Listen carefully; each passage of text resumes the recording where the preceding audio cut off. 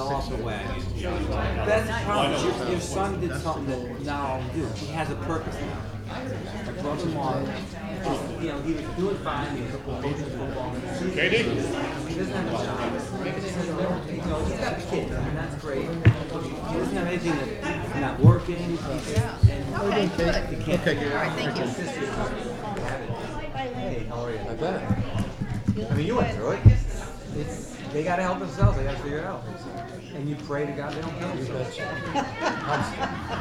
Really, Thanks for having me. I'm a little tired of it. I'm happy for you. But it's only once I'm a sure year. you're happy with yourself. Are you okay? Can you squeeze behind me? There you do.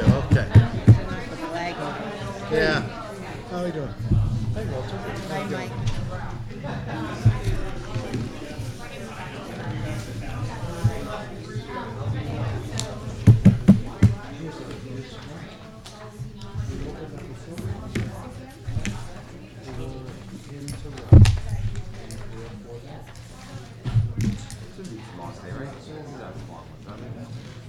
Well, depends on how much you want to ask, and or you know anybody. What are you, a Not, politician?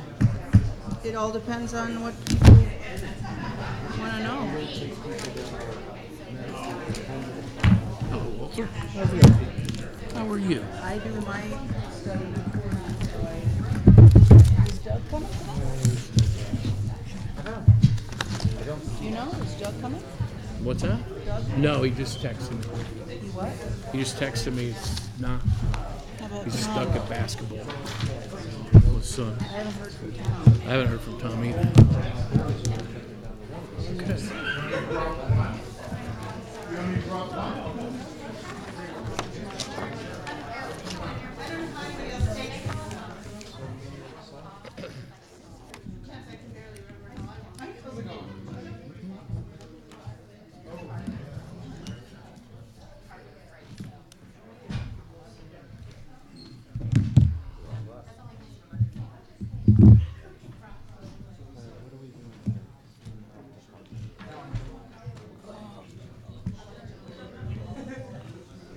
Alright, so what do we got tonight? Today is, So we got senior center first. that's easy.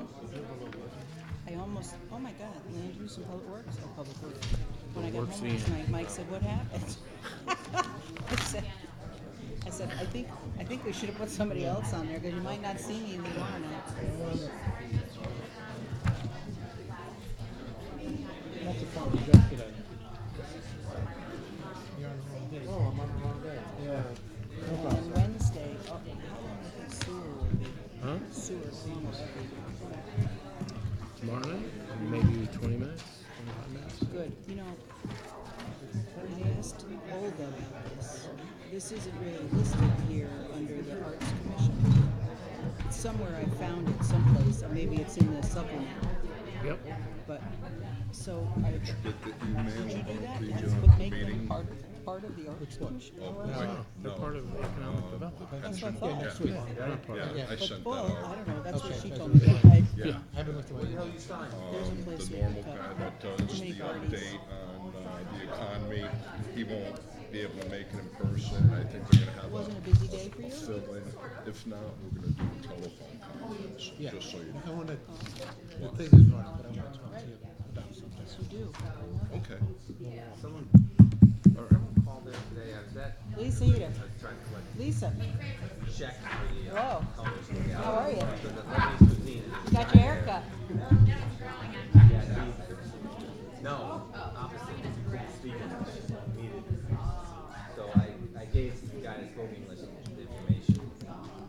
So I don't know. No, he's a guy that needs help.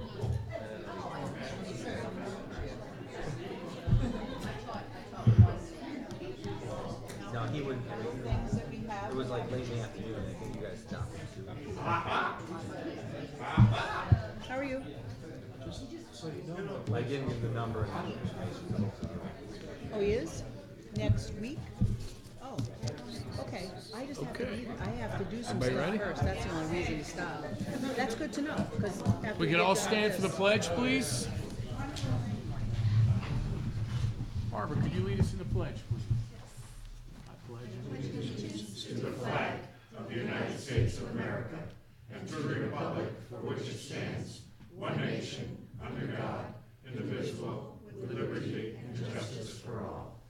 moment of silence for the men and women in the armed forces.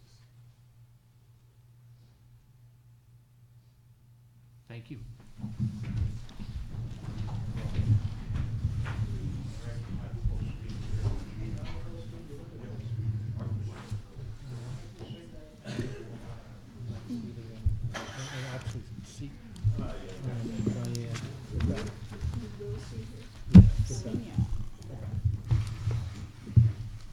All right. Oh, my goodness. I got my glasses on. I can't read it. Peter Schmidt, come on down, sir.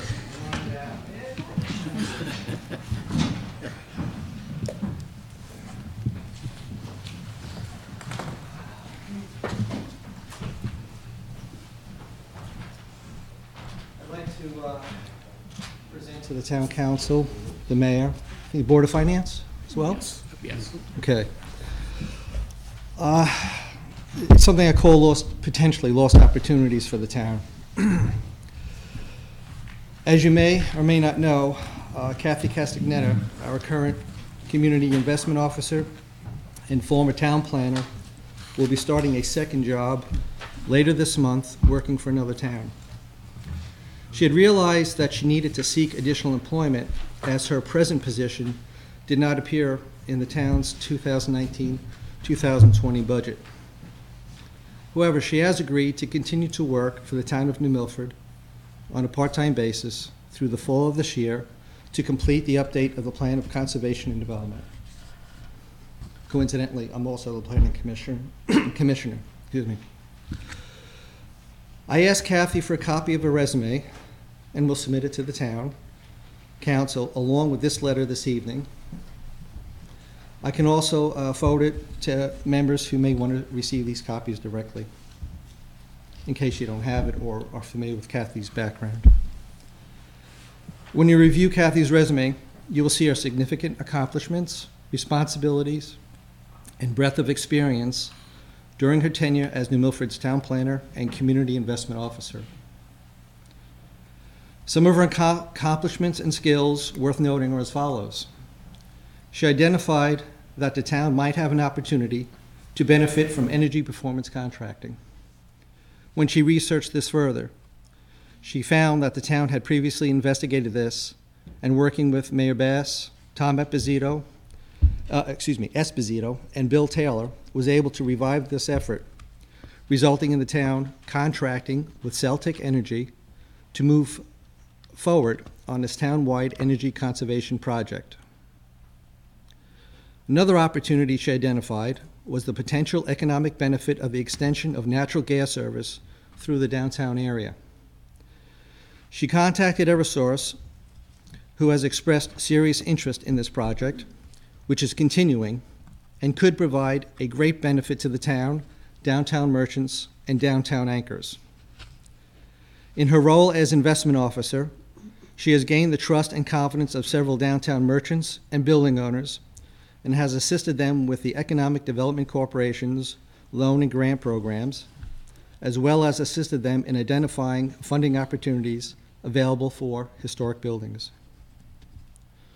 Through her contacts at the Connecticut Trust for Historic Preservation, she was able to help identify the opportunity for the town to obtain grant funding for a planning grant for the East Street School building, working collaboratively with the town's grant writer, and this funding was obtained.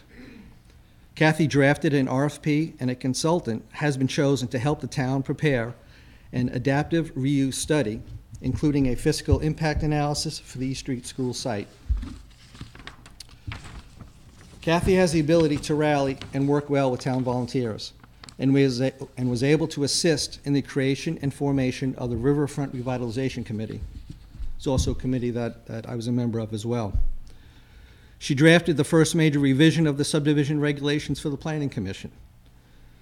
Kathy has been successful in identifying and obtaining grant funding, and she has been successful in drafting zoning regulations that have made a positive impact on the town.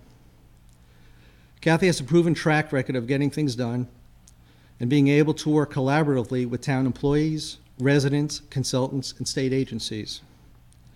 I believe she can continue to be a tremendous asset to the town by working with the town's grant writer to identify and obtain additional grant funding, assisting the new economic development director with understanding our town, its regulations, properties, and challenges, assisting in the coordination of the many plans and studies underway, assisting in the implementation of the new POCD, which the Planning Commission is ultimately responsible for. Peter, I've given you 4 minutes. We have you? Yes, I have, Okay. sir. Let me Wrap skip it to, up, please. I'll skip to the last paragraph. In my opinion, the loss of Kathy as a full-time, long-term employee of the town of New Milford is a missed opportunity. The town has gained a great deal of momentum over the past few years with the initiatives that were enacted, and I'm concerned that we will not have the administrative oversight and management in place to keep them moving and to be successful. Please seriously consider including a full-time position in the 2019-2020 budget for Kathy Castagnetta. Thank you very much. Peter, thank you very much. Is there a Appreciate recording that, sir. secretary or someone I should leave this with? Oh, to the secretary, yes. Thank you. Thank you for your time. Thank you. Lucy? Thank you. Good evening, everyone. Thank you for the opportunity to speak again. This time last year we were faced, and I'm kind of tag teaming on Peter's, so bear with me here. This time last year we were faced with a budget crisis. I guess every year presents some kind of budget crisis, but last year's was severe. And one of the strategies used to plug the hole, so to speak, was to eliminate a position in the planning department, a move that I spoke urgently in opposition to at the time. It's my firm belief, based on my professional experience, that a town like ours needs expert staff in-house in planning, not only to manage zoning matters and compliance, but to steer the planning efforts that will underpin the town's future, both economically and culturally. And especially in a town such as ours that relies so heavily on volunteer committees, someone whose job it is to manage the committees and ensure appropriate communication among them and with Town Hall is essential. As a member of the Riverfront Revitalization Committee and a resident interested and involved particularly in the goings-on downtown, I can say we survived this year in terms of staff support and connection to Town Hall because Kathy Castagnetta remained in our circle through her employment by the Economic Development Commission. Now we've lost Kathy, mostly, and yet we face in the year to come much greater demands than in the past year. There's the BAR grant master plan, the market analysis, which is intended to support both the master plan and the POCT, the East Street School adaptive reuse effort, and the recreational trails grant. And these are just the planning efforts I'm aware of and involved with. Also keep in mind the demands of the master plan project and the recreational trails grant in particular should continue for many years if they're to be successful. I was reviewing the contract for the market analysis yesterday afternoon, and I'm not sure why that's my job, and thinking about the amount of work ahead on that effort and others and the lack of staff to manage them, and it was making steam come out of my ears. These are not efforts that can nor should be managed by volunteers. They're far too time-consuming and require the experience and expertise of a planning professional with the time to devote to them to be done properly. In addition, this town has multiple volunteer committees and organizations whose areas of interest overlap and could be more effective with the participation, oversight, and management of a staff member in Town Hall with planning expertise.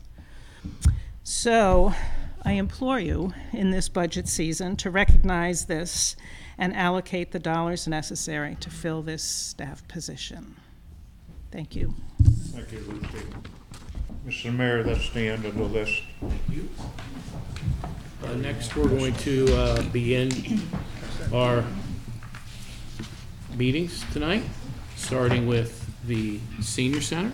And Carolyn, if you could come up, and before we begin the process, just kind of housekeeping, as we've talked about since we started, we're keeping our questions as it pertains to a budgetary context.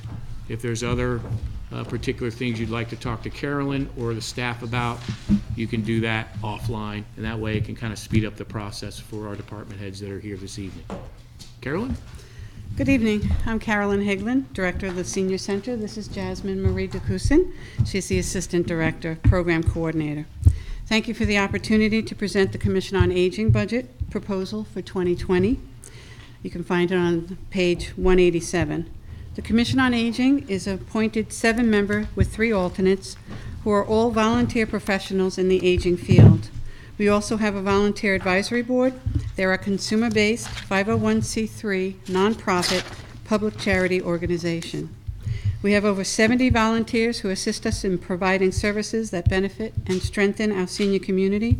Our volunteers lend their time and talents and compassion for triad, wheels, chores, trips, programs, and activities. When volunteering, our members get a chance to feel involved as they give back to our senior community, and for that we're most grateful for them. The Senior Center has a staff of 7.75 full-time equivalents. Altogether, we serve over 3,600 seniors, and that's about 200 more than last year. This is us, the Senior Center staff. Jasmine Marie and I are responsible for all programs and activities by offering a full range of classes, workshops, and activities that are designed to respond to a broad spectrum of needs and interests of our seniors. Some of the programs are health and wellness, education, technology, intergenerational, social and support groups, recreation and exercise. We administer the elderly nutrition program, providing lunch and Meals on Wheels, as well as monthly parties and holiday celebrations. We have 2 municipal agents, Myra and Leo. By state statute, it is mandated and not funded that every town is required to have advocates for the elderly. They are experts, advisors, providing information and referrals in federal, state, and local benefits and entitlements. We have 2 drivers, Leslie and Tom, who provide rides to the center, work, shopping, social, and recreational trips. In collaboration with the Wheels program, we also provide transportation to non-emergency medical appointments. Kim is our office coordinator, responsible for registering participants in classes, programs, and activities. She makes and keeps track of appointments for the staff and answers over 50 calls a day with multiple interruptions, including dispatch for transportation. Kim is our gatekeeper, addressing over 100 seniors each day at the front desk. She's also responsible for revenue collections and deposits. Our .75 full-time equivalent staff include Thea, who's our clerical assistant for the Department of Transportation's grant, as well as Rufus, our per diem bus driver. Elaine is our chore coordinator, matching volunteers with clients needing assistance with small jobs in their homes to stay at home safe and independent. Our proposed personnel was $446,000, which included a part-time office coordinator for the municipal agent office. However, the mayor's recommendation was to eliminate that request, and we decided to watch the trend as the municipal agents continue to serve more and more clients. Our payroll is offset by 2 grants, the DOT grant for $45,000 and the Chores Area Agency on Aging grant for $15,491. So our total proposed personnel will be $425,996. This includes $2,840 for overtime. The overtime is reduced by $160, and I'll explain that in the next slide. The mayor's recommendation was to trim our budget by $3,000. In your version, I think you missed. In your version, the reduction was taken out of the self-sustaining materials and supplies. That's revenue from our fee-based programs. We discussed and agreed to reallocate that money so that the budget for this line is restored to $26,128. We have eliminated our capital request for $2,840, and you see that on page 263. And then we reduced our overtime for the $160. The finance office is aware of this, and the changes will reflect on the next printed budget. They had the change. Okay. The only increase we have this year is our elderly nutrition service contract, and that's $1,000. With our Friday lunch options, we are seeing a marketed increase in participation. Our combined expenditure is $31,000. Along with the investment the town makes in the caliber of our staff, I'll review the volume of services we are able to provide. We serve over 3,600 individual seniors annually. Our municipal agents have over 1,400 clients who are on fixed incomes, most very low income. Our clients receive over 5,000 units of benefit services and advisement, which include Medicare, Medicaid, Advantage and supplemental plans, prescription drug plans, Social Security, energy assistance, renter and tax rebate, housing options, nutrition assistance with SNAP, farmers market coupons, and various food pantries.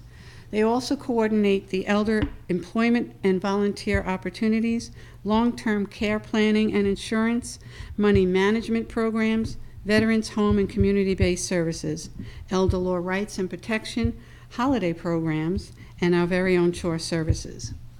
We have 175 riders who take over 15,000 rides.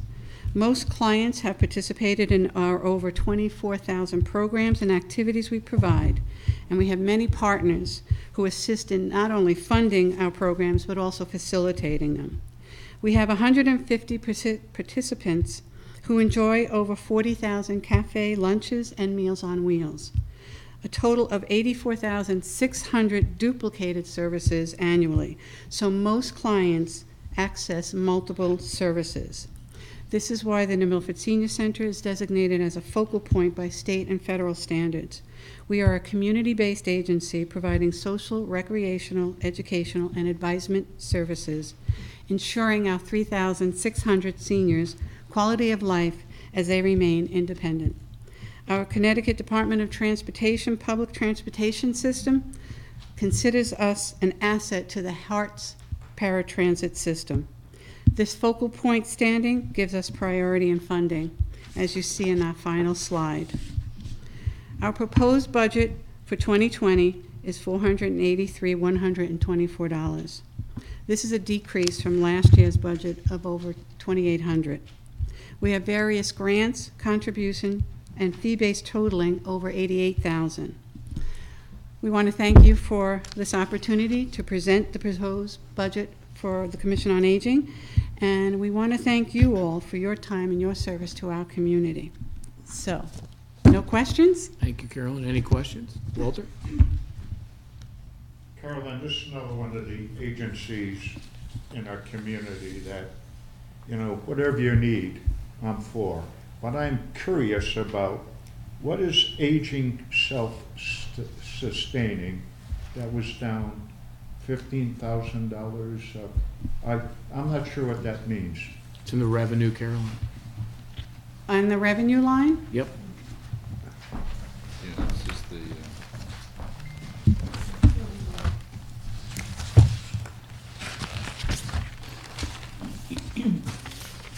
So I believe it's page 41, right, Walter? Page 41, yes, page 41. Carolyn, I'm not sure what that means. I think that gets put into another account. It's payroll, that's why I think, I didn't hear you. I think it's payroll. But that 15,491 is area agency's grant for the chores coordinator. So Okay. that goes to payroll. Oh, okay. Again, whatever you need, go sit down. Thank you very much. Thank you. Any other questions for Carolyn? Kate? The number, I don't know if it's still what I knew, the number of people who turn 65 every week. So I guess we probably get about 20 new clients a month. I mean, in the country.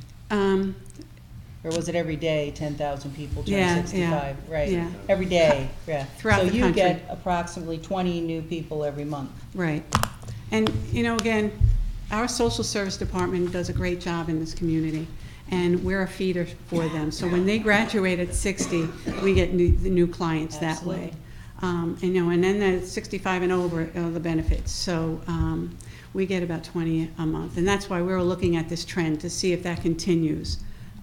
You know, they'll eventually need support in that office. Great.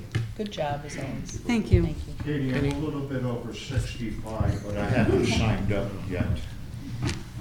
You're too Mike? young. You should. I should. I need a lot of, There's a lot of great things, that's why. There's lots of wonderful programs. We can save Mike? you a seat, It's a Walter. plus for you, Walter. I just wanted to say, you know, being a neighbor of the senior center, you guys do a phenomenal job. here, here. With the Thank you. silver tsunami sitting right about here, Everywhere.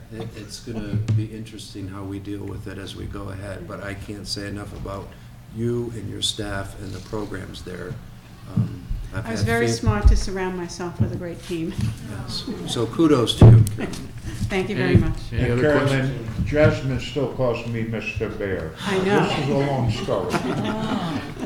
Any other, Thank you, Jasmine. any other questions for Carolyn?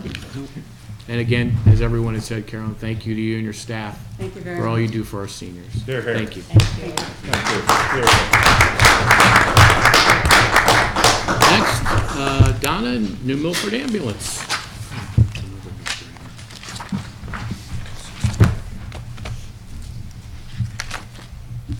Okay, good evening, ladies and gentlemen. My name's Donna Heston, and I'm the president of New Milford Ambulance. We've been serving on the community since 1929. We're a nonprofit volunteer organization. We did almost 2,400 calls last year. That's about 6.5 calls a day. We're busy. Some changes that happened this past year is that we were doing a regional agreement with Brookfield, where we were sharing ambulances every other week. For some reason, they have chosen to pull out of that agreement, but we in turn decided that the second rig, having a second rig on call during the week, was very important for our organization, for our coverage of the town. So we hired another EMT, and we now have our own second ambulance on call Monday through Friday from 8 a.m. to 6 p.m. Second calls are becoming more and more frequent. We already have an ambulance on call from 6 a.m. to 6 p.m. with a paid staff. That staff has a medic on that rig. We also have a medic on call 24 hours during Saturday and Sunday with our volunteer crews. We also have the services of Campion Medic 4. We have them 24/7. We share this with the other 6 towns. This contract's coming to an end this June. There's an RFP out now to continue with that coverage. It's a regional coverage, and we have all intentions of doing it. We right now have, this is the first year in a long time, I believe it's 8 years, that we are asking for an increase in our budget. We're asking for $10,000 increase in our capital for a new ambulance. We currently have 3 ambulances, a 2015 Ford, a 2016 GMC, and a 2016 Sprinter. Our plan is to try and replace an ambulance approximately every 5 years. We've learned through the years that when the ambulance gets to that age, we start to get some expensive repairs, both the vehicle, but more sometimes the box with all the electronics, etc. And that gets rather expensive. So we've learned it's better replace it as soon as we start to see those repairs coming up. Right now, our plan is to start to search for the next ambulance. It takes a long time. We have to listen to our different vendors. We have to take, and they do all kinds of schematics. We have to decide on different things. We have to plan it, research it. Ordering takes approximately at least 6 months, so you can see why we have to start early. I say we're starting now, we may not get it to the end of next year. Historically, we've always had to add to the purchase amount from our funds in order to actually cover the cost. New Milford headquarters, it's a town-owned building. We pay the principal and the interest, which last year cost us $214,000. We also cover all our own expenses, trash, snow plowing, leaves, lawns, alarm system, telephone, internet, general fuel maintenance, air conditioning, heating maintenance, pest control, biohazard, attorney, shredding, and the cleaning of our building. Our training room gets used by the police department because it's a nice big room and they like to do some of their classes in there. We also occasionally, the Public Works uses it for training also. We have many expenses that cover, which is done through our billing fees. Paid staffing ran $380,000 last year. $45,000 was just for our insurance, the workman's comp and the liability. Our town, the amount we get from the town is $32,000. $30,000 for medical supplies. Our budget that we get from the town is $9,000. $71,000 for billing service fees. $38,000 repairs, maintenance on the building, $25,000 for just leasing of equipment. Most of our equipment tends to be rather expensive. Just one of those big monitors that you'll see the medic grab, God forbid in the case of a cardiac, that's about $45,000 just for that, and we need to have one on every ambulance, so add up 3 times 45. We cover all the drug testing and the background checks for our new members. We sponsor the high school EMT class, and we pay for the books. One expense that shows up in our budget, you'll see, it's not actually given to us, but for some reason it's always put in there, is for the CMed service. That's a state mandated service for dispatching. All towns must have it. It can be used by the fire departments, police departments, etc. Historically, it's always been put in our budget, but it's always taken directly out of it. We never even see it, and the town pays for that service directly. We're asking for the same budget as last year with one change. We just would like to request if we could have that $10,000 additional for the ambulance capital. Ambulances are going up like fire equipment, police cars, etc., in leaps and bounds, and it just gets more and more expensive because the electronics are more and more that they're adding to it. We hope the town council will approve this so that we can continue to provide outstanding professional and volunteer service to our town. Thank you for your consideration. Anybody have any questions? Any questions for Don? Walter? Yeah, what's the typical cost of a new ambulance? Typical cost of a brand-new vehicle, and then to put just the equipment, obviously. Well, the equipment is that's additional, but we can pay up to about $240,000 for it. Most everything's expensive. The stretchers, every piece of equipment that goes in it tends to be on the expensive side, so it adds up. Lots of times we're lucky, we retire one, grab the equipment from that and throw it on the new one. That's the best deal. Mike? That was my question. Okay. Any other? Diane? Thank you. I have a comment. About a year ago, maybe half a year ago, you ran a program asking if residents wanted to purchase at some nominal fee, maybe $20 or so, the house number plaque, which goes on your mailbox or on your house. I purchased one, and in order to deliver it to my home, the person who brought it to me had to call me to find out where I lived.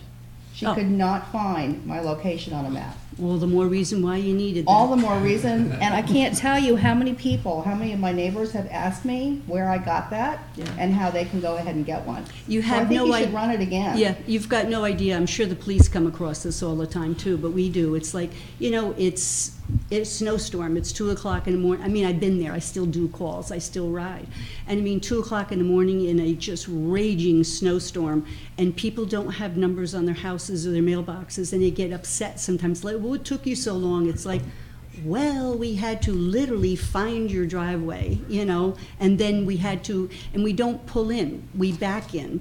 We don't do that because we never know what we're going to find at the end of a driveway. Like, okay, we don't want to be nose in. We always want to be facing out because we don't know what the emergency is. We may have to tear out their lights and sirens. So historically, that's what we do. We always back in. Well, you can imagine backing up this long, winding driveway, and then you're like, I'm not sure if this is the house. You know, sometimes we're guessing, which is sad. Questions for Don? Katie? Donna, thank you for everything you do. It's Thank you. And how much of it you pay for. Are you planning to get rid of the oldest ambulance? That's what we do. We kind of look at it. Like I said, we've got the 216s and the 15, and we look at it. The one just seems to be giving us a little bit of problems right now, so we're kind of decide which we want. We also have one right now. It's the Mercedes Sprinter, which we love. The only thing with that is depending what kind of crew, depending on the weather, it's, you know, sometimes it's not the vehicle we want to use. Like if you've just got maybe 3 people on a crew, it's better to use the big box one. Yeah. I think we'll always keep that. It actually handles pretty well in the snow, but right now that's got low mileage. We're okay with that one. So you'll sell one of the 15s? Yeah, we do. And you know what's really, really sad, Katie? You get nothing for them. It's pathetic. The money you pay for it, and 6 years later, they want to give you nothing. And there's kind of almost a glut on the market because so many of the volunteer agencies are closing their doors. So there's a lot of vehicles sitting out there for sale. Well, thank you for doing what you do. Thank you. With the amount Thank you you. have to do it with. Any other questions? So you said you wanna replace an ambulance every 5 years, or you wanna, replace each ambulance every 5 years, like have them last 5 years? Well, just circumstances. Usually we never have three of them, or where we had only two, kind of the same age. They were usually 5, 6 years apart because of an accident, because of a whole bunch of different things. We just happened to wind up having them in a group the same age. So what we'll do is we'll look at mileage, we'll look if one of them's given us a problem or anything, and then do it. But right now, we're probably gonna have to do it a little bit closer than 5 years apart, obviously because of the age of them. Okay. Thank you. Mhm. Thanks for everything you do, too. Any other questions for Donna? How lucky is this community that we have stuff like this for crying out? Whatever they need, I'm all for it, for crying out. Thank you, Walter. Donna, Thank you. outstanding. Thank you. Thank you on behalf of Any the. other questions for Donna? Yeah. Okay. Yes. And do you think the capital plan that's in place, do you think that would be sufficient enough, or? Right now, I think so, yes. You know, we're holding our own, everything is good. The only thing we realized that with the ambulance, with the increased cost of it, and knowing we're probably gonna have to be a little bit sooner than every 5 years, we realized we need to up that a little bit, or we're gonna be caught on the short side. Excellent. And that's not something we wanna be caught on the short side. Thank you. Sure. Any other questions for Donna? Again, Donna, thank you. Okay, And thank all you. your staff. Thank you. For all you do Donna, for the thank you. community. Thank you. Thank you. Thank you, Donna. Next, Laura, Jim, our land use budget.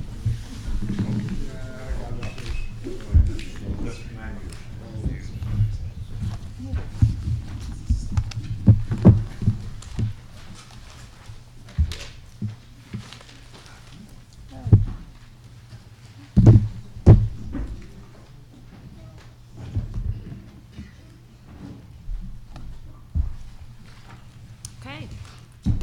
I'm Laura Regan. I'm the zoning enforcement officer and now town planner, and with me also is James Furlow, the wetlands enforcement officer, and we're here tonight to present the land use budget. And many of you may be asking, what is the land use budget? Because this is a new consolidated budget of the following land use departments and boards and commissions: aquifer protection, inland wetlands, planning, ZBA, and zoning.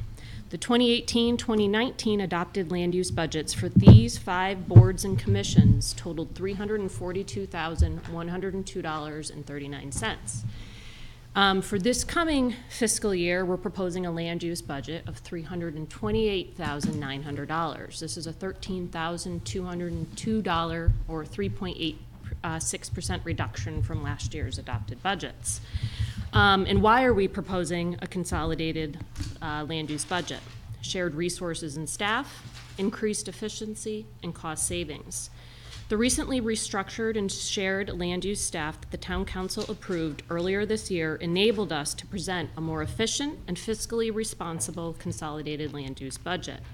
Unbeknownst to anyone at the time, the beginning groundwork for this consolidation was laid approximately 15 years ago when the 2 full-time secretaries for the wetlands and zoning departments were eliminated and replaced with 1 full-time shared zoning and wetlands office coordinator. And at this same time, the assistant ZEO position was replaced with a combined assistant zoning and wetlands position. At this time, the staff for the zoning and wetlands departments was reduced to 4 employees, these 2 new shared positions that work part-time for each department, the ZEO and the WEO. The next shift towards consolidation occurred in 2009 when the full-time economic development secretary position that performed all administrative duties for the ZBA was unfunded, which resulted in all those duties being assumed by the zoning and wetlands staff. A few years later, the full-time planning office secretary position was cut to part-time, and in 2013, after a revolving door of, I think, 5 different individuals that our staff was training, we decided as a team it was more efficient for us to take on those planning duties as well. Around this same time, the state mandated the adoption of the local aquifer protection area regulations and the creation of a new agency. These duties were initially assigned to the Sewer Commission, but later reassigned to the Planning Commission. So again, the zoning and wetlands staff assumed these duties and responsibilities as well. As you can see, additional roles were acquired over time in a piecemeal fashion. So earlier this year, when the town planner position was combined with the ZEO position, We had an opportunity to take a global, comprehensive look at all the changes that had occurred and inventoried all those additional duties and responsibilities that these 4 employees were already doing and what we could be doing. And due to the current staff's knowledge, cross-training, and experience with all those departments and the different regulations and statutory requirements, we were able to reorganize the duties and restructure the staff more efficiently. And with this new structure, we're now able to propose a more efficient, consolidated land use budget. One of the biggest advantages and time savers is the elimination of redundancies. For example, with the recent restructuring, the same staff person is now preparing all the legal notices for all those 5 land use boards and commission. So it no longer makes sense for that same individual to pull 5 separate purchase orders from 5 separate budgets to pay separate invoices each month to the same newspaper, when we can now have 1 land use legal notice budget and 1 monthly invoice. In addition to sharing staff, we also physically share the same office space and stock the same office supply cabinet. So again, does it make sense that we have 5 separate material and supply budgets? It's not even logical. So with the combined budget, we're also able to achieve those real cost savings of over $13,000, and that is with the fact that this is a POCD update year. So if it wasn't that year, those savings would probably be closer to $18,000. Jim's going to get into some of the more specifics of how we're able to achieve those savings, and then I'll be back for revenue. All right, regarding the cost savings that we have here, the 2018-2019 budgets include the 5 departments as previously discussed with 18 different expenditure line items. We have compared and contrasted the actual cost incurred by the 5 departments, placed them into different categories, and reduced the expenditure line items to 6. I'll get to those in a minute. The budget process requires an honest accounting of projected costs so that overruns are not a normal part of the operation. We have identified 2 categories of cost savings. The first, which Laura just went through, was increased efficiency, eliminates redundancy. This is only possible with the current education and skill level of our staff and the current staffing levels. Second is the consolidation of overlapping accounts, such as meeting recording secretaries, material supplies, and legal notices. Land use budgets are not 100% fixed cost expenditures. This is due to the fluidity of land use operations, including the number of applications submitted, the length of the meetings, the enforcement actions, and the legal costs. Our research has concluded that not every budget category expends all the monies that is allotted in any given year. There are still times when there are budget line items that have some cost overruns, but we find that they're not always in the same department and not always on the same line item. They're dependent upon how much work we get and what our legal costs are primarily. Each department creates a budget based upon anticipated actions. For example, meetings.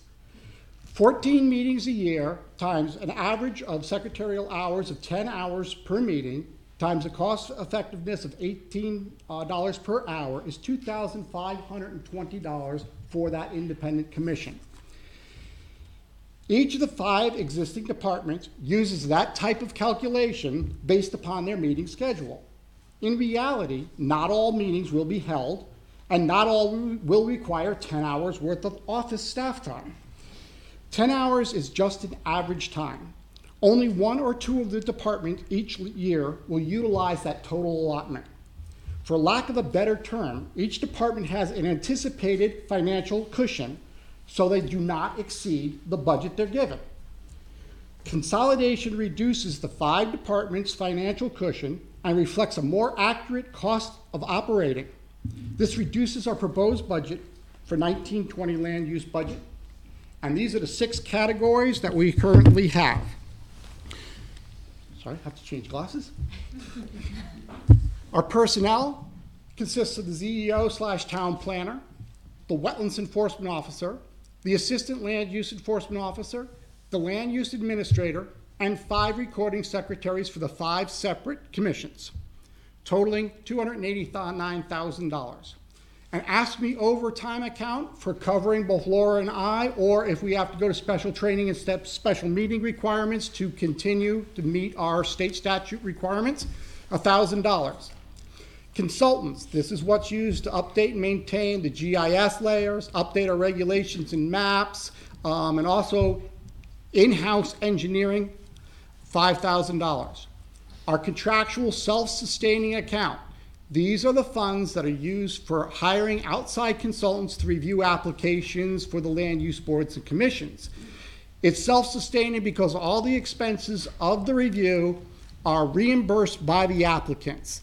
We anticipate $20,000, so there's $20,000 also on the revenue side. Legal notices. Per state statute, we're required to put out legal notices for all public hearings and decisions of the land use boards. They must be currently published in the newspaper. We currently use the Spectrum. That's we anticipate $8,800. If the Spectrum happens to close this year, we have to go to use the Danbury News Times. Not only ours, but everybody's budget will probably either double or triple in that category. We're using the least cost newspaper at this time. And finally, our materials and supplies. This is our office and map copier supplies, our publications, training, the Casio membership fees, and our POCD supplies and printing costs, for a total of $32,809. I can't even talk tonight. All right. After reviewing the last several years' budget, Laura and I think that this is an achievable budget at this reduction.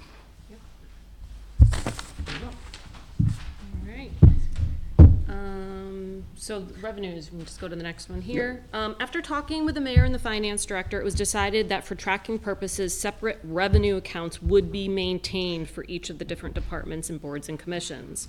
We're estimating a total revenue of $87,000. This is an increase of $5,000 over our current fiscal year. And if no one has any questions about that, I would just highlight again those last two items. Those are the self-sustaining. So Jim had just mentioned the $20,000 in our engineering consultant fee, and so there you'll see the breakdown there, $8,000 for wetlands and $12,000 for zoning. And then we thought we would just end with an application and permit activity table here that provides a multi-year overview of the type and number of applications and permits issued by each department along with the total fees collected. I only included the fees for the current fiscal year only because in land use our busy season is just around the corner, so if we did actually put the permit numbers up there, they'd be a little misleading. Let's see, and just one highlight, you'll notice a sizable increase, or in my opinion, a sizable increase in the zoning revenue. That's the top one there. That has to do, I know with two things. The increased fee schedule that went into effect in October of 2017. And also I do notice a small uptick in commercial development, specifically additions, redevelopments, and conversions, not necessarily new construction, but and permit fees are based on the cost of construction and the type of construction, so that's why I think you're also seeing that increase, because commercial permits are more expensive than a residential permit. And I don't know if Jim wants to touch on wetlands at all there, but I think we're fairly straightforward with that. We're coming up into our busy season with everybody starting to gear up towards spring projects. So we will, calculate out where we are with our total fees collected, and we'll see where we are at the end of the year once we receive all our applications. So, does anybody have any questions for us? So before we get into questions, first I'd like to thank Laura and Jim. First of all, 5% bump in your revenue line.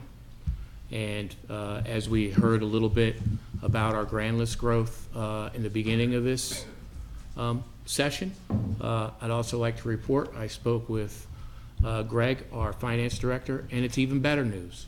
So instead of a $7 to $8 million increase, Greg, how much is it? $13 million. $13 million increase. So one of the things that we talked about at our department head meetings when we meet monthly is that we're in a new world now. We're in a new paradigm. The state, $82 billion in pensions behind. They're throwing tolls up everywhere. They're reducing our funding again this year, reducing it on both sides of the ledger. So I've asked our department heads, how could we do business in a different way? In a way that's responsible to our taxpayers, our investor businesses, and our regular citizenry. And thank you to Jim and Laura, combining the land use department, that can create efficiencies and economies of scale, as you see here, is a significant savings. And I applaud your efforts. And also, I'm hearing a lot from our business investor groups as they come in. We have a department services team that meets on Tuesdays if needed. So if someone wants to come in and either grow their business or looking to bring a business here, they can listen to our land use, our fire marshal, right, our building department, all what they're going to need prior to an application. We've also gone online with view permit. So if you need a permit, you can go online and get those, all in an effort to increase efficiency, transparency, and a better return on our investment for our taxpayer dollars. So I can't thank you, Laura and Jim, enough for bringing this forward and showing what we can do. Any questions? Works for me, Mr. Mayor. Laura and Jim, thank you very, very much, you and your staff. Thank you.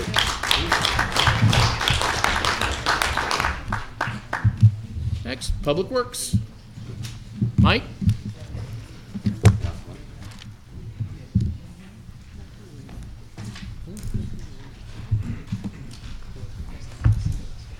Mike, this is a job interview. I've never seen you. No, sir. What's this? Sure. I'm impressed. Fortunately, was up in Torrington today, again. That helps out. Mike, before you start, I'd just like to say one thing on behalf of the council and the Board of Finance. I want to congratulate Maureen on her new grandchild. God bless. Congratulations.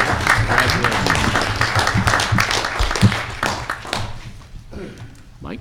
Yes. Unfortunately, you just had to leave the two of them. Come back and help us foster our way through the rest of the year. So, welcome everyone. I'm Mike Zarba. I'm Public Works Director. I do have a series of staff with me. Lorene, you just heard about.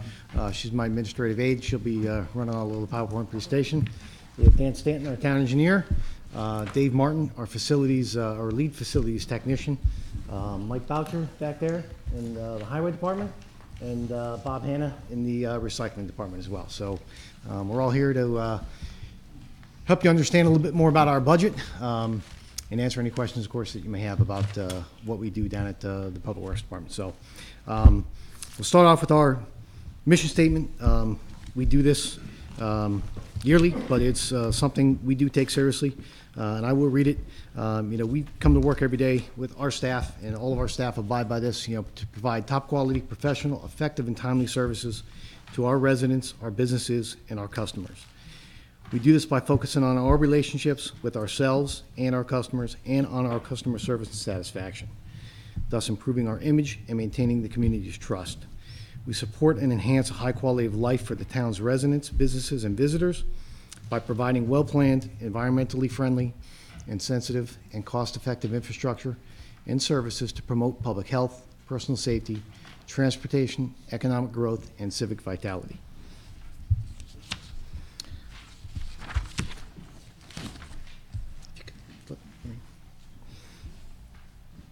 Our highway division provides a range of services. You all set?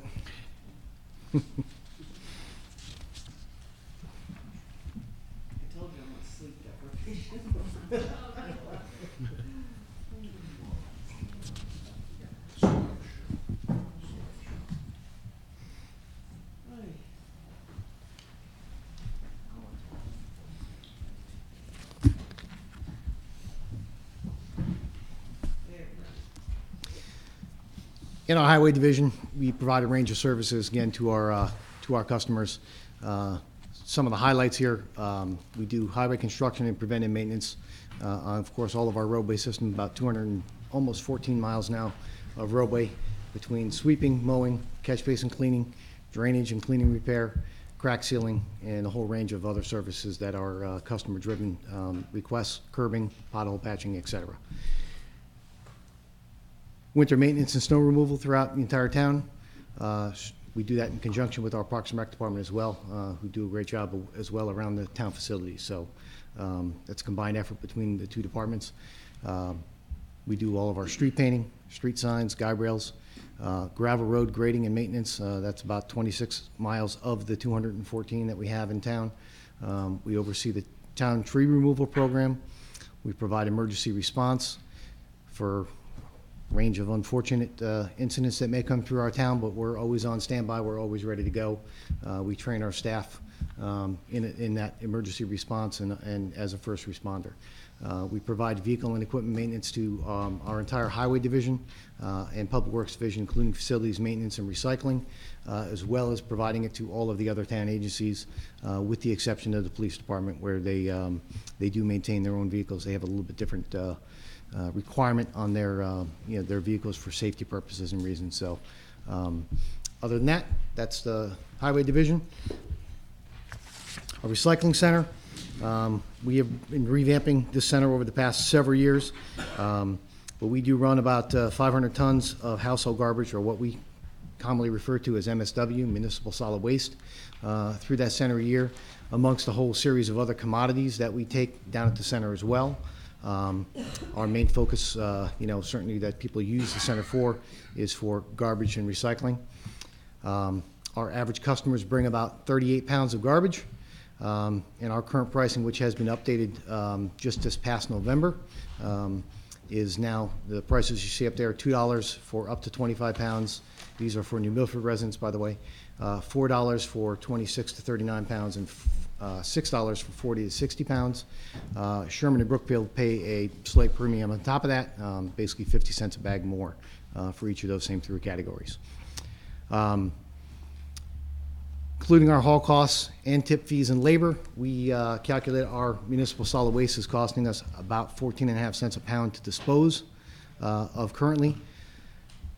We had talked a little bit last year through a process of purchasing our own truck. We think we can reduce our combined cost of disposal of MSW by about 2 cents a pound. It's about a 14%, excuse me, savings from what we currently do, and that would also help us reduce our overall hauling budget. We'll be working with our recycling subcommittee on more details on that particular program, with the hopes of coming back to you for support on that as well. Just to give you some historical data, tip fees over the past 14, 15 years have increased just over just about $13, from $75.51 in 2004 to $88.10 now, and that is being currently discussed at Hurrah and in the region, and is subject to further increases as we understand it as of now, but nothing official has been updated currently, so we will update you as we hear updates on that as well. But our current tip fee for garbage, or MSW, $88.10. And our haul costs, you see the statistic on that over the past 8 years has increased from about $147.50 to $175 currently. And we've estimated that in the third bullet point, middle of the page there, including that on that hauling cost, how we can reduce it by, if we were to purchase our own truck, do our own hauling, we can do those hauls for about $127.50 a haul. Our facilities maintenance department, I'm not going to go through every single building here. What we gave you is statistics of our facilities dude tracking system, which tracks our work order system and the costs inclusive of those, in addition to the regular daily maintenance activities that we do in those buildings. You see the cost basically per square foot of each of the facilities that we maintain up there on the board, and we do average overall right in the range that we should be, between $2 and $2.50 a square foot. That's the $2.50 at the high end. That's when we add the administration time in as well. But to do the actual work, it's about $2.25 a square foot for us to maintain the facilities that we currently have.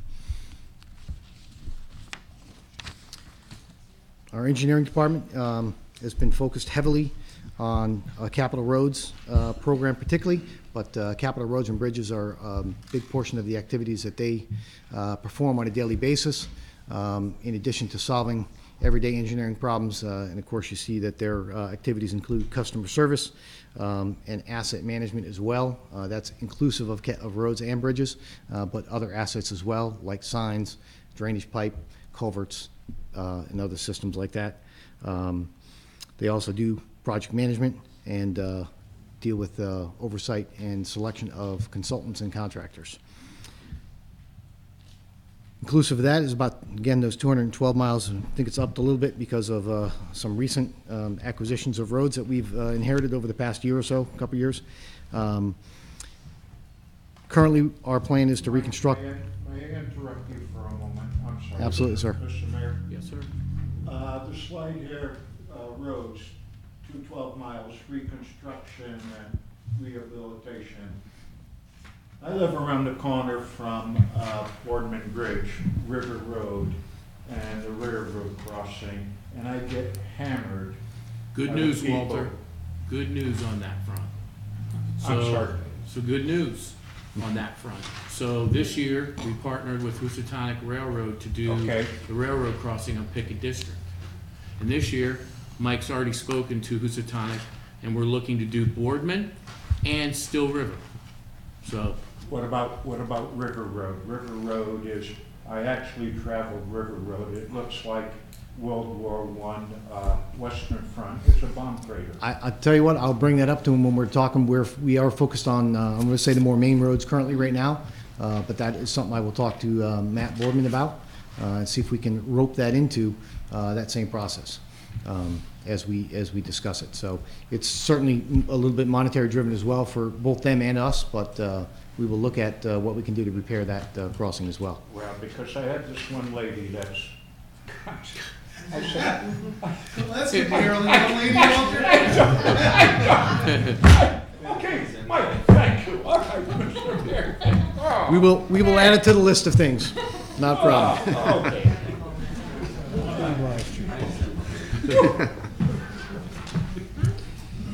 Thanks, Paul. That's at the intersection of the gravel and paved road, correct, sir? Walter? That's at the intersection of the gravel and paved road, the one you're talking about, correct? Yeah. Thank you. Oh, yeah. Okay. Please, don't go anymore.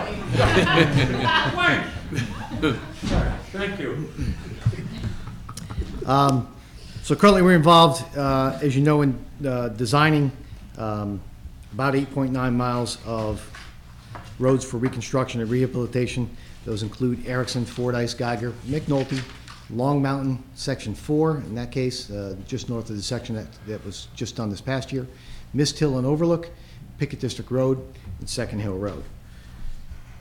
We also plan on doing about 2 miles of local roads and about 2 miles of mill and pave type repairs as well, which we call major preventative maintenance. The local roads would be more in the line of reconstruction or rehab, similar to the 8.9 miles above. We have 63 bridges here in town as well that we also maintain and work towards. We have currently 2 of them, I'll say fully designed. I'll say 99% designed at this particular point. Those are Gaylord and Mud Pond Road. We also have Chernisky Road, Mariel Road, and Tamarack Road currently under design. They're a little behind that schedule. They're probably more like anywhere from 50% or so on Tamarack to about Chernisky is actually probably a little less than that, probably maybe 30 or so percent, and Mariel Road's more like 80-90%, about 95% actually at this point, although we have some issues to work out on those, on Chernisky and Mariel before they continue forward any further. We also have a series of roads that are included in our budget presentation. They include Squire Hill, Upland, Van Car, and Brookside. We're proposing that all of those go into federal or state local bridge programs.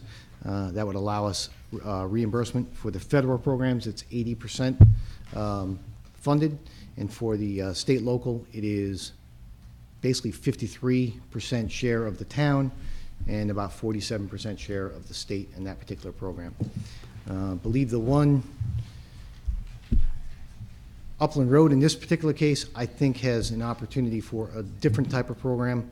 which I actually can't explain all the details to you right now because we're just kind of finding them out as well, that we could get that into a different design program. Dan, you might be able to.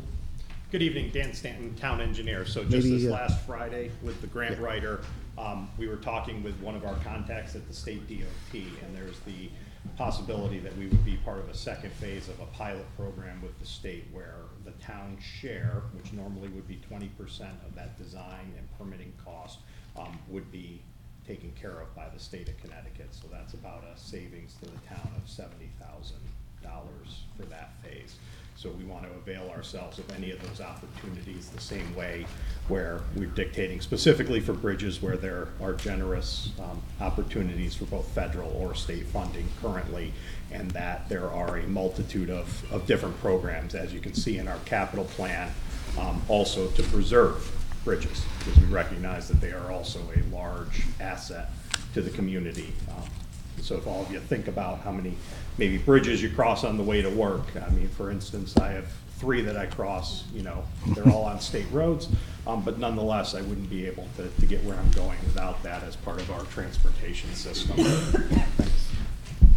Okay. With that, we're focused on our repair priorities, focused on keeping our good assets good and repairing any of those that we can as we strive to rebuild New Milford. So with that, I thank you for listening to our presentation, and we'll open the floor to any questions you have of me and or any of my staff. Any questions for Mike? Lisa? In no particular order, Mike, so I apologize for that. I know that from our discussions last year, materials, supplies, and winter maintenance is heavily dependent upon the number of storm events. So, not to put you on the spot, but off the top of your head, for the past 3 years, how many storms have we had per year? Trends all over the map, right? All over the map. My recollection is, and Mike can probably opine on this a little bit better than me, I would say the range has been from 30 storms at a high over the past 3 or 4 years to maybe as, probably this year is not nearly as high as that, probably half that, if not even a little less than half. 2 years ago, it was 28 storms. Yep. What year was that? 2016? 16, 17? Yep. 17, 18, I believe it was 16. Yep. And this year we're up to 14. So, Already. But that doesn't mean we're gonna see much more. Yeah. Okay. So the reason I ask is because if I extrapolate based upon the historical seasonality of first half, second half, we're actually running quite low this year in terms of our expenditures. Number of storms or expenditures? Expenditures. Yeah, again, in unfortunately, the terms past week a couple weeks have not been overly good, Yep. Unfortunately. But I'll also say that, you know, although number of storms is a good indication, type of storm is also a good indication. And this year's storms have been generally on the warmer side. Unfortunately, I don't know. I'd prefer snow personally. Me and the mayor have talked about this many times. If we're going to get a storm, it might as well just be snow. But this year has been, you know, starting as snow and typically ending as rain and ice and sleet. And those storms tend to drive the expenditure of materials, frankly, is what it boils down to. I have two more unrelated ones.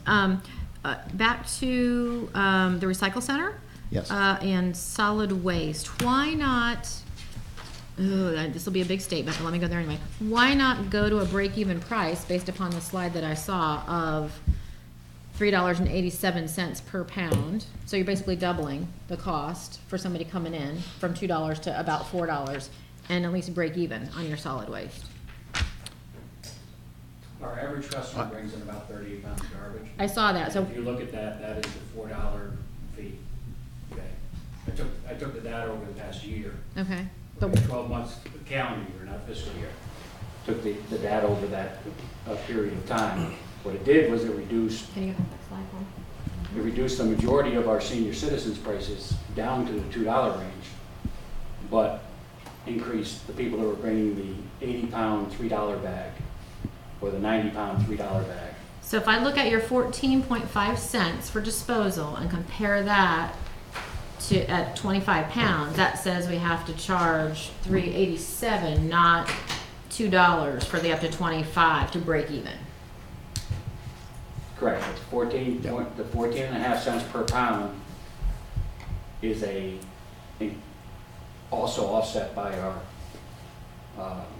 bulky waste. Okay, so you're saying that at $2, at the current fee schedule, we're breaking even? Okay, thank you. And how long will it take you on the last bullet point? If you purchase a truck, how long to break even on that purchase based upon the reduced cost? 1 year, 2 year, 3 years? From last year's numbers that we produced, I believe we estimated a brand new truck at $172,000, and our payback substantially is about $25,000 a year. So we would break even at year, what is that, 7? Yeah. And over a 10-year stretch, or we amortize the truck over 10 years, we would be about $75,000 to the good, based on our cost analysis. That includes operation of the vehicle too. That $127.50 that's on the screen there is inclusive of our, gas, insurance, whatever, maintenance of the vehicle, things like that. Gotcha. So that leads to my last question. Vehicle and equipment maintenance, again, 2017 was 191,000 actual. 2018 was 227,000 actual in round numbers. This year is trending, again with the typical seasonality, to be about 118, so actually quite low. Why a pop to 284?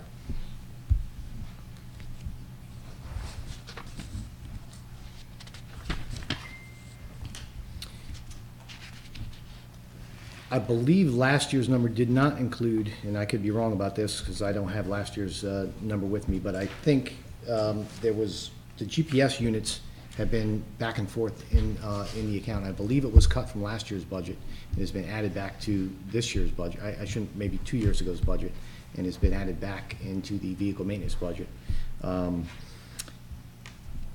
The other money is just estimated on the age of the vehicles. And I will, talk about Paul and his staff down at the vehicle maintenance facility. I mean, we're frugal about what we do, but we also run across some unfortunate situations where transmission may go on an older vehicle. We have a lot of high maintenance type piece of equipment like graders, which can get costly for, one component can be $15,000 or $20,000 just for the parts. To make a repair, say, to the rotating piece of the blade, or things like that. So, although maybe we're a little conservative, we certainly, Paul certainly tries to be frugal about what he spends on vehicle maintenance, and only do what's necessary. But I think that's a number that we feel that we can do the maintenance we need to do, and feel comfortable we have enough, funds in there to do it. So, what system do you use to track your fleet maintenance? All of our fleet maintenance, we don't have a full vehicle maintenance inventory system right now. What would it cost? Computerized system you're talking about? I couldn't give you a cost right now on it. Thank you. Thank you. Regarding the 500 tons of waste, how much is Sherman and how much is Brookfield? Do you know that, Bob? I'm sure Bob has some breakdown of that. Sherman uses about 17% of our center. Yep. And Brookfield uses about 29% of our center. Okay. And that's why if you look at our revenue for next year, we've increased their cost share by 50% to $22,500 each. So for that home, we would use the existing staff we already have? I'm sorry? If we were to contemplate that truck, we'd use the existing staff? Correct. That would be the staff. We have 37 employees that have CDLs. We're paying an outside company $175 a haul for what we can do. No. I'm talking about the 3 recycling staff. Correct. The 2 recycling staff. The 2 union workers would do that. Okay. So there would be, so we wouldn't be taking our maintenance guys and using them to haul. Okay. We estimated in that cost, Paul, an average or an hour a day of overtime to do that. So inclusive of that $127.50, if we could do it just on regular time, it could even be cheaper than that. But conservatively, we figured we would load the truck the night before. Employee would come in an hour early, head down to the center and make sure that they get there, basically around the opening time, so it doesn't take them too long to get through the drop process and get back to work by roughly 7:15, 7:30 when the center opens. You mentioned potential additional fee increases from HRRA. What kind of fee increases are they discussing? Because they must be discussing a figure. Yeah, if you know, because I certainly don't. I do. Right now, I'm sure everyone read the article in the paper about the recycling going to not China. So one of the things that Haraz has been looking at is to they have increased it to their private haulers from $30 a ton up to $75 a ton for the recycling. They've kept our price at $10 a ton. The problem that they are seeing is glass is the biggest issue. They have finally adopted which the mayor and I advocated, a pilot program where there's 4 transfer stations that have a glass-only container to see if we can take that out of the stream. If we're able to take that out of the stream, we're probably going to stay about where we are. If we're not able to, it looks like we're going to be charged a contamination fee of $20 a ton. So our recycling costs will triple, the disposal. On the garbage side, a new contract is coming into place July 1st, which will reduce our tonnage fee to $86.50. However, the company that signed the contract is now asking for a $23 per ton increase, even before starting the contract. That is currently in the hands of the executive committee for Hurrah. So if those 2 price increases go into effect, it'll cost us about $27,000 a year. Okay. And then you were noting that we break even. Do we include in that looking at the utilities that are used on site, such as the electric for the compactor, the fuel? That includes the 35% for benefits and all that. Can you give us that breakdown? Because at least in the budget, that doesn't seem to work. Just looking at your fees versus your expenses, and then if you added a bump for the 3 employees, insurance, pension, FICA. So I think in the straight revenues, Paul, that you see in the line numbers that we have, although we're showing, an overage, if you want to say, more revenue collected than expenditures in current year. We also do a profit loss statement at the end of the year, which analyzes and includes what Bob basically just said, all of the overhead, the depreciation. It should be on our website, but I can certainly send it to you. No, it's okay. I can't promise you the most current one's up there right now, but we'll certainly get it to you. The street painting, I don't think it referred to an attachment in the budget, but I don't think we got it. About how many miles of street painting do we do a year? And if you don't know, just could we get the attachment? I'm sure, I know Dan knows. So we have about 75 miles of center lines painted. That's double center lines for the proponent of safety. So we do about, 20 to 40 miles a year, depending on our requirements, because we also paint downtown, town parking lots, things like that in that item, stop bars. Typically on new pavement, the epoxy paint lasts about 6 years. That's the ideal situation. So when's the next time the downtown's proposed to be repainted? So we just repainted, obviously, and repaved the majority of downtown.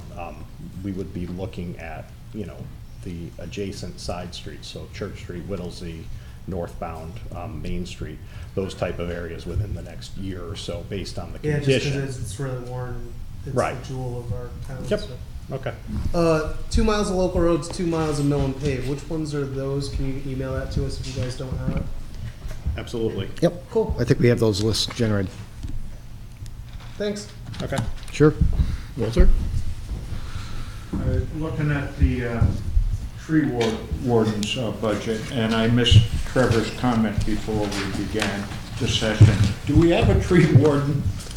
Is he on the stipend? So we have a tree warden, and that's Joe over there. I know Joe. Right. He is the tree warden. And Joe, as is he getting paid? Well, I can answer your question for you. I'm sorry. Let me answer your question for you, Walter. So, as the cuts were done last year, right, where we reduced the stipend to 0, Joe offered to do it for free. Okay. I've been speaking with Joe, and if you're going to see in your budget book, the request is for a bucket truck. Right. The bucket truck, in speaking with Joe and in speaking with our public works team, we're looking to dovetail that whole program into public works itself. Oh, okay. And in so doing with that, the manpower and the employment then would be within DPW. And what does that also do to help us? Looking at future years, because our we're the largest square mile town in the state of Connecticut. Our tree canopy is greater than anybody's. So we have to look at, and we have a limited budget, so we have to look at, as we did with our land use consolidation, looking at a better way to do more trees with less dollars. So, taking the advice with some of the people that have tremendous experience in forestry, more than I have, looking at bringing that in-house, that gives us some economy of scale. Also, it allows us to look at regionalizing when and if we have that opportunity. And speaking with Mike Zarba, that's something that he's been looking to do for years, and it gives us that flexibility and an opportunity to do that. Okay, I'm still a little bit confused Okay. here then. Does Joe get a salary then, or? So right now, some kind of Joe is doing it for free, and then what is going to happen is we're going to. Outstanding! Come to my house. And then, like I said, in speaking with Joe, with Mike, and with other Okay. tree haulers, we're looking to bring that forestry program into DPW. Okay. Thank you, Mr. Mayor. Yes, sir. Joseph, thank you. Thanks, Joe. Dr. Mullen. So in other words, you want to, we're using who? We're using Emmons and Gentile to take trees down now? Yes, sir. Well, maybe Joe can answer this. I thought Emmons and Gentile both had, were arborist licensed or something. Don't you need a license to do that? May I ask Joe these questions? Absolutely. Mr. Tree Warden?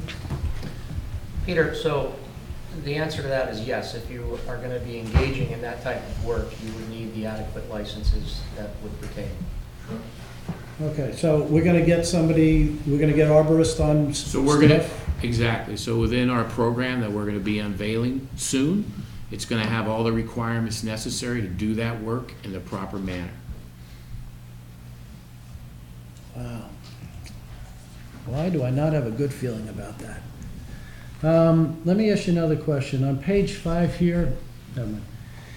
The recommended roads, were these recommended by the road committee?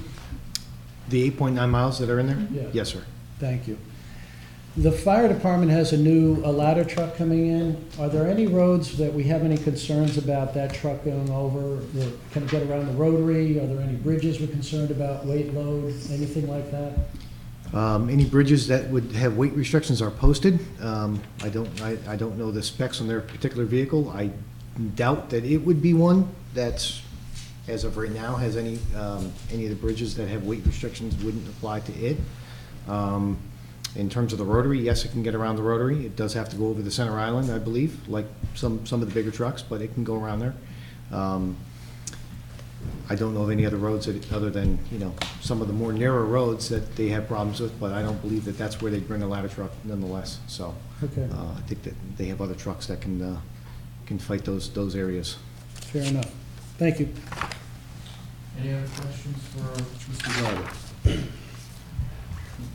Trevor? There's 2 union employees and 1 full-time? Yes, sir. That's it. The proposed bucket truck, that's going under the responsibility of Department of Public Works, correct? That's been budgeted too for maintenance, future maintenance. I'm sure there's going to be Fall another into that vehicle on here. that other vehicle maintenance Okay. budget that we talked, that So- Lisa asked about. All right, and now we're just discussing, we're going to bring that in-house. So I guess my question is this, is the tree warden still going to be staying on the budget in the future, or is that tree warden also going to be, I know it's part of the Department of Public Works, but is that? It'll all be housed within Public Works, as other municipalities, bigger municipalities do. Okay.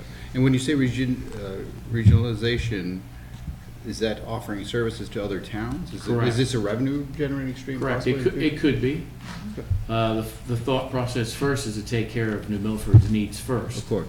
But then also have the opportunity and flexibility to help our smaller town neighbors with the services they need, but also provide additional revenue to our role, so to speak.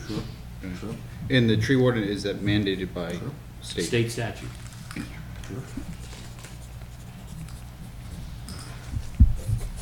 That's it for me. Our Barbara? So the town has not offered any compensatory measures for this man who's been taking care of this for the past year? So the tree warden had provided stipends prior to last year, and last year, that position, that salary was cut. Right. And Joe said, look, I'm willing to help the town and the community, I'll do it for free. So this past year, Joe's done it for free. So as we're going here, as a matter of fact, I spoke with Joe about a week ago about our program, our forestry program, and how we can look at doing things in a different paradigm as we've done with our land use boards and all of our other things that we're looking to do. Each and every department, we're going through this process. And Joe was talking about forestry and how we could, as well as some of our tree contractors, how we could bring that particular endeavor in-house, how we could maximize more cuts per tree and offer an opportunity for us to be a leader.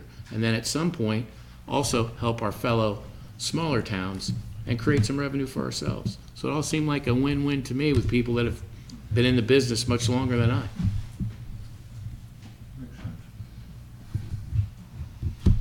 Actually, touching back to the bucket truck too. Do we have any people on the staff that that are certified as arborists, or would we be hiring additional? Or would we be certifying our? So right now we have people who have experience with the machinery itself, and then we would be bringing in someone with the needed expertise as well into that program. And is that budgeted as a line item in the budget too? Which item? The additional employee with the certifications? So that is not in there as of yet, but that would be something we'd be bringing back to the council once we went into that program. But as you will see, we have put in, I believe it's $175,000 or $200,000 for trees, so that we would be looking at taking some of those funds, since we'd be doing it in-house, to then help with that program as we're getting it in foot. Also, part of that money, of that $200,000, would be some of our private contractors doing some of the more intensive work that Public Works then, it would be too costly to do or too knowledge laden to do, so we would be pushing those out of house that way. So we're getting the best of both worlds by doing the large majority of stuff, trees that we clear in-house, but still allowing our vendors to do the more intensive work. Do we know roughly around about what that salary is going to be? Not as of yet. No. Okay. Thank you. You're welcome. You keep saying salary, but I also hear maybe consultant. Correct. So it may not, everybody keeps thinking it's gonna be an employee, but it may end up being a It consultant. could be a consultant as well. Not having to pay benefits, et cetera, and that's how we can get it out of that 200,000, correct? Correct. So it's all looking at creating that forestry Yeah. program, of which we'll be working with Mike. Joe's been helpful. We're all gonna look at how we make that and then bring it to the council and to the Board of Finance as well, to let you know how we're gonna make this a world-class endeavor. Thanks for the clarification. Yes, sir. Any other questions? Okay. Thank you, Mike. Thank you all. Thank you, everybody. Thank you, Mike. Thanks. Have a good evening. Walter. What? For the town council, all those in favor? Aye. Opposed? Walter. For the finance board, to recess. All those in favor? It's on the agenda. Thank you, everybody. See you tomorrow night.